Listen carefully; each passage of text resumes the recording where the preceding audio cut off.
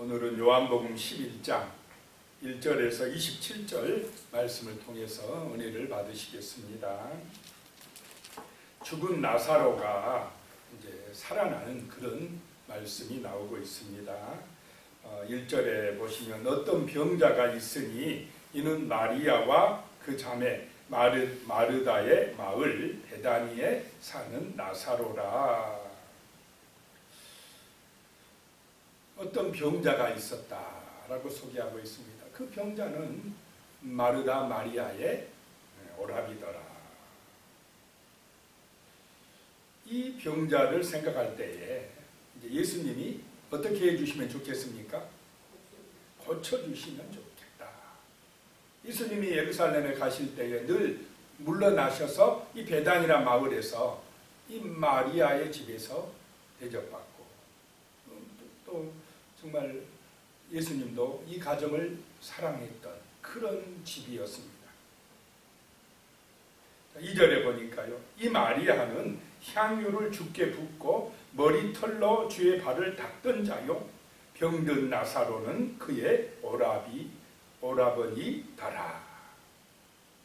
요한복음은 시간 순서로 기록된 게 아닙니다. 요한이 그 사건이 필요할 때에 가져오는데 이렇게 예수님을 사랑했던 마리아, 그 향유 옥합을 깨트려서 예수님의 발을 씻었던 그런 마리아의 오빠가 병들어 죽게 되었다 라고 하면 당연히 예수님이 어떻게 해줘야 됩니까? 우리의 마음속 기대는 빨리 가서 어떻게 해야 됩니까? 고쳐줘야죠. 예수님이 사랑하시는 그 가정인데 마르다 마리아가 예수님을 그렇게 극진히 대접했는데 잘했는데 그리고 3절에 보시면 이에 그 누이들이 예수께 사람을 보내어 이르되 주여 보시옵소서 사랑하시는 자가 병들었나이다 하니 그러면 예수님과 나사로가 굉장히 친했다는 것입니까? 아닙니까? 굉장히 가깝고 친한 사이입니다.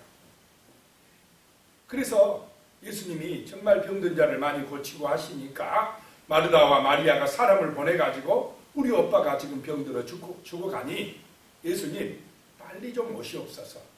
멀리 있는 것도 아니고 한 예루살렘과 지금 베다니는 한 3km 정도 떨어졌답니다. 3km 정도면 뭐 금방 올 수 있지 않습니까? 금방 못 옵니까? 걸어서도 금방 올 수 있는 거리. 심리가 4km니까 뭐 심리도 안 되는 거리. 그래서 예수님이 고쳐주시겠구나. 기대감도 있었을 것입니다. 우리가 그렇게 잘 해드렸는데 이런 마음이 있었을 것입니다.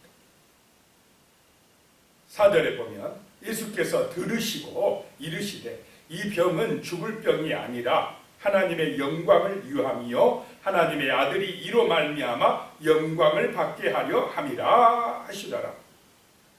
아니 병들어 죽게 됐는데 그것이 하나님의 영광을 위함이다 그럽니다. 내가 아파 죽겠는데 그것이 하나님의 영광을 위함이다 그러면 잘 믿어지겠습니까? 나를 낫게 해줘야 하나님의 영광이 나타나지 않겠습니까? 이렇게 생각이 들지 않겠습니까?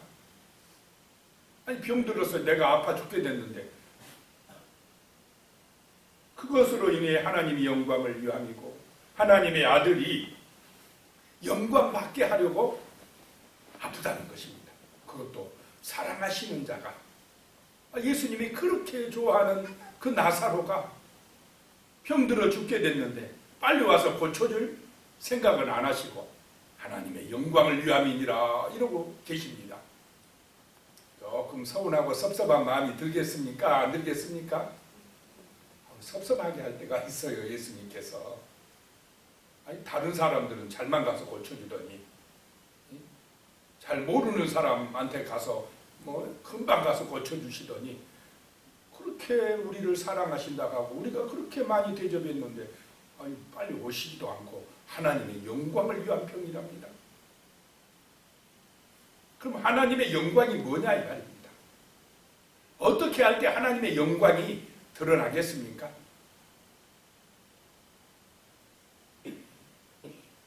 내가 죽을 때인 줄로 믿으시기 바랍니다. 내가 낮아질 때입니다. 예수님이 십자가에서 죽으심으로 하나님이 영광 받으신다라고 하는 것입니다. 여기서 하나님의 영광은 나사로야, 너도 죽을 병 걸려서 죽어가지. 나도 조금 있다 죽는다 이 말입니다. 내가 죽어야, 내가 십자가에서 죽어야 너희가 뭐한다 이 말입니까? 구원받는다. 생명을 얻는다 라고 하는 것입니다. 그래서 나사로의 죽음을 통해서 예수님은 예수님의 십자가의 죽음을 지금 가르치기 위함입니다. 병들어 죽어가는 나사로 같은 우리 인생을 살리기 위하여 예수님이 대신 십자가에서 뭐 하신다는 것입니까? 죽으신다는 것을 보여주시기 위해서 나사로를 통해서 역사하신다라고 하는 것입니다. 사랑하는 가족이기 때문에 그 아픔을 주시고 그것을 통해서 주님의 그 죽으심을 드러내신다는 것입니다. 모르는 가정을 통해서 역사하는 게 아니라 사랑하시는 그 가정을 통해서 하나님의 영광을 드러내신다라고 하는 것입니다. 5절에 예수께서 본래 마르다와 그의 동생과 나사로를 사랑하시더니, 6절입니다. 나사로가 병들었다 함을 들으시고 그 계시던 곳에 이틀을 더 유하시고, 빨리 안 오시고 며칠 더 유하시고요, 이틀을 더 유하시고. 그러면 우리 같으면 아니 3km 정도밖에 안 떨어졌는데 우리 오빠는 죽어가는데 예수님 오시지도 않고, 그러면은 이 마음이 어떠했겠습니까? 육신의 마음, 인간 생각 들지 않았겠습니까? 왜 빨리 안 오시고? 그런데 이틀을 더 유하셨다라고 하는 것입니다. 7절에 그 후에 제자들에게 이르시되 유대로 다시 가자 하시니, 자, 이틀은요 예수님이 십자가에서 죽으신 기간, 죽어있던 기간입니다. 제자들이 제자들에게 이제 가자 그래요. 이틀 지나서 이제 가자. 그랬더니 8절에 제자들이 말하되 납비여 방금도 유대인들이 돌로 치려 하였는데 또 그리로 가시려 하나이까. 자, 제자들은 어려움이 있고 핍박이 있고 좁은 길이고 그런 데는 가려고 합니까? 안 가려고 합니까? 안 가려고. 쉽고 좀 편한 데로 가야지 않습니까? 왜 금방 그 사람들이 대적하고 돌로 치려고 하는 그곳으로 또 가려고 그러십니까? 자, 그런데 예수님은 그 예루살렘에서 뭐하러 오셨다는 것입니까? 죽으러 오셨다. 그 제자들은 그 하나님의 뜻을 잘 몰라요. 그냥 육신적으로만 생각합니다. 아, 예수 믿으면 좀 편하고 쉬어야지, 잘 돼야지, 형통해야지, 병 낫고 건강해야지. 육신적으로만 생각하지 영원한 영생의 길에 대해서 영적인 그 눈이 안 열려서 잘 모른다라고 하는 것입니다. 자, 육신으로 영원히 살 수가 없습니다. 아무리 그 사람이 부자여도 세상에 영광을 받아도 육신은 죄로 말미암아 죽게 되지만은 우리의 영혼은 하나님을 만나서 영원한 생명을 얻어야 되는 것입니다. 그래야 나중에 우리 육신도 부활의 영광에 참여하게 된다는 것입니다. 이 사실을 알 수 있어야 되는 것입니다. 이것이 믿어져야 참된 구원에 이르게 된 것입니다. 9절에요. 예수께서 대답하시되 낮이 12시간이 아니냐? 사람이 낮에 다니면 이 세상에 빛을 보므로 실족하지 아니하고.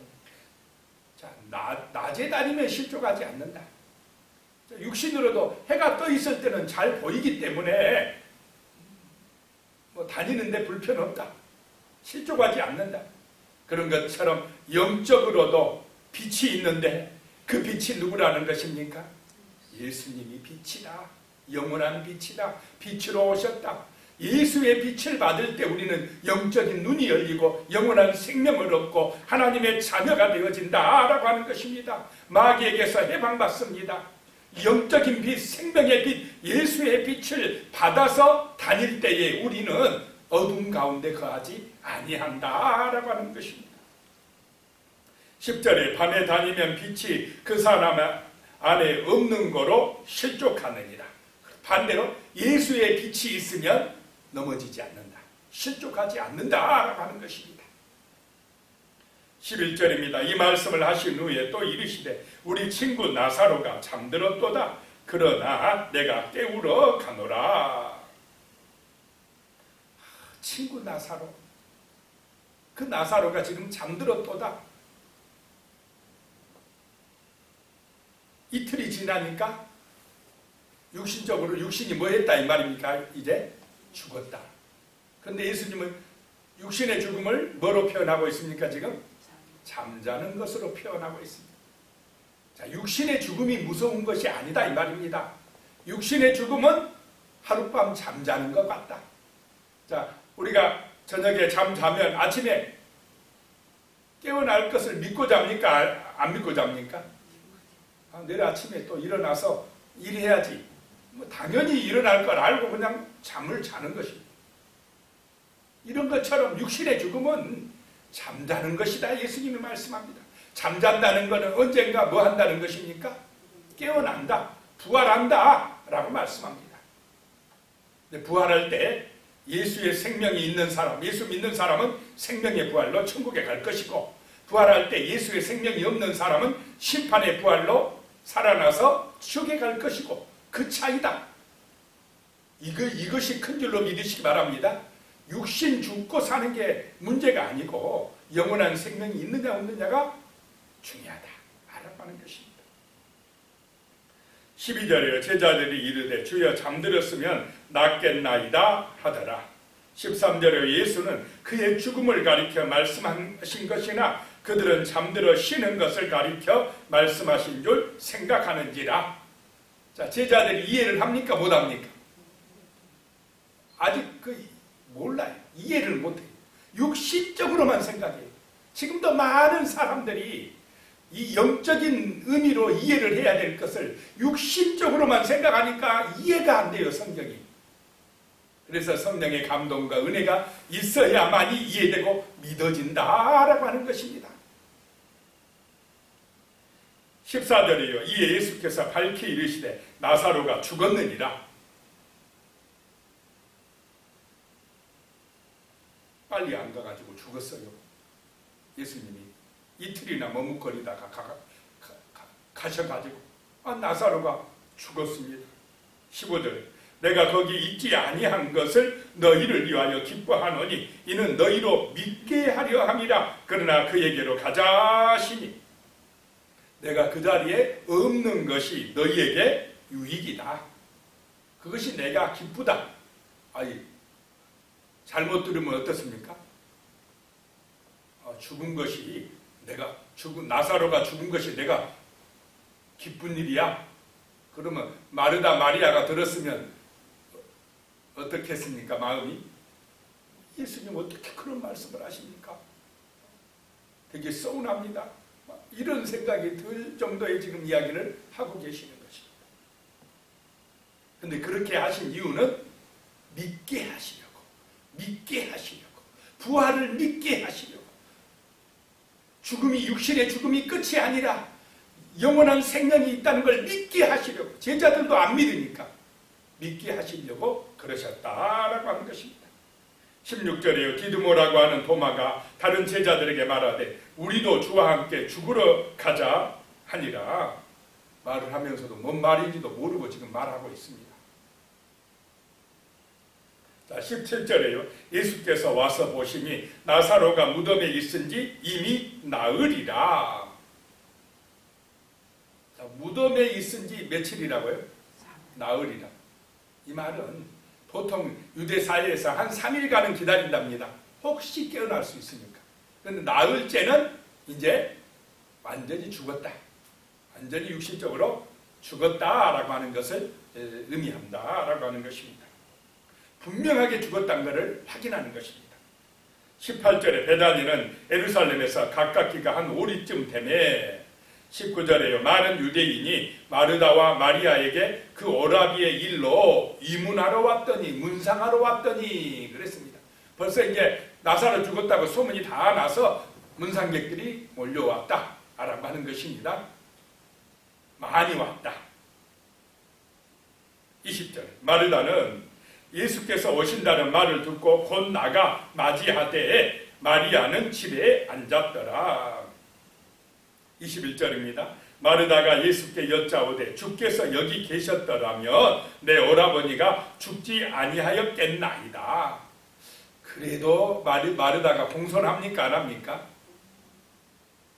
그래도 이 말하면 조금 아쉽긴 하지만은 공손합니다. 만약에 막 성질이 급한 사람 같았으면은 막 따지고 들고 그러지 않았겠습니까? 예수님 빨리 안 오셔가지고 우리 오빠 죽었다고. 22절입니다. 그러나 나는 이제라도 주께서 무엇이든지 하나님께 구하시는 것을 하나님이 주실 줄을 아나이다. 마르다가 예수님의 능력을 믿는 것입니다. 이제라도 죽었는데 이제라도 하나님께 아버지께 구하는 것을 주실 줄로 아나이다. 신앙의 고백을 하고 있습니다. 믿음은 일해야 될 줄로 믿습니다. 내가 원하는 대로 되면 하나님 할렐루야 그러고 내가 원하는 대로 안 되면 오빠가 죽어버리면 막 원망하고 불평하고 육신적으로만 생각하면 안 된다는 것입니다. 병든 것도 하나님의 뜻이 있고 또 어떨 때는 죽을 수도 있어요. 죽는 것도 하나님의 뜻입니다.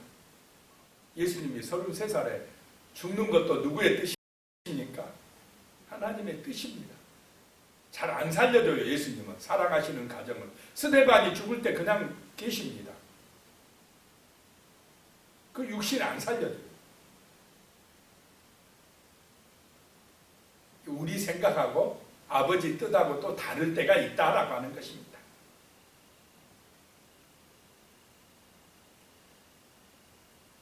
자, 23절에요. 예수께서 이르시되 내 오라비가 다시 살아나리라. 여기서 예수님은 육신이 살아나리라 이렇게 말씀을 하시는 것입니다.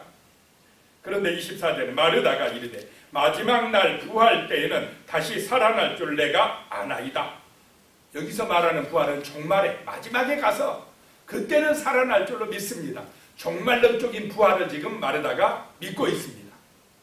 자, 그런데 부활은 나중에 죽어서 나중에 예수님 재림할 때 부활할 거다. 그것만 믿으면 반쪽 부활입니다. 진짜 부활은 지금 여기서 내 육신 살아있을 때에 부활의 믿음을 가져야 됩니다. 지금 내게 하나님의 생명이 임했다라고 믿고 살아야 됩니다. 영적인 부활인 줄로 믿으시기 바랍니다. 영적인 생명을 얻었다라고 하는 것입니다. 그러면 내 육신 죽어도 죽은 게 아닙니다. 잠자는 것이지. 지금 부활해서 부활의 소망을 가지고 오늘 여기서 힘차게 살아야 될 줄로 믿습니다. 어떤 고난과 시험과 문제가 있어도 믿음으로 이겨나가는 것입니다. 부활의 능력으로 승리하는 것입니다. 이 부활의 믿음을 가지고 살아가는 것이 온전한 이제 부활의 신앙이라는 것입니다. 25절에요. 예수께서 이르시되 나는 부활이요 생명이니 나를 믿는 자는 죽어도 살겠고. 이것이 믿어져야 됩니다. 십자가만 믿어지면 안 됩니다. 부활이 믿어져야 됩니다. 나를 믿는 자는 이미 생명이 임해서 죽어도 산다는 것입니다. 죽어도 죽은 것이 아닙니다. 자, 예수 믿다 죽은 사람 죽은 게 아니라 이 말입니다. 잠자고 있고 영혼은 지금 아버지 나라가 있다라고 하는 것입니다. 죽어도 죽은 게 아니다. 세상 사람은 죽으면 끝이야. 그러지만 아니야. 우리는 죽으면 육신은 잠자고 영혼은 아버지 품에 있는 거야 라고 하는 것입니다.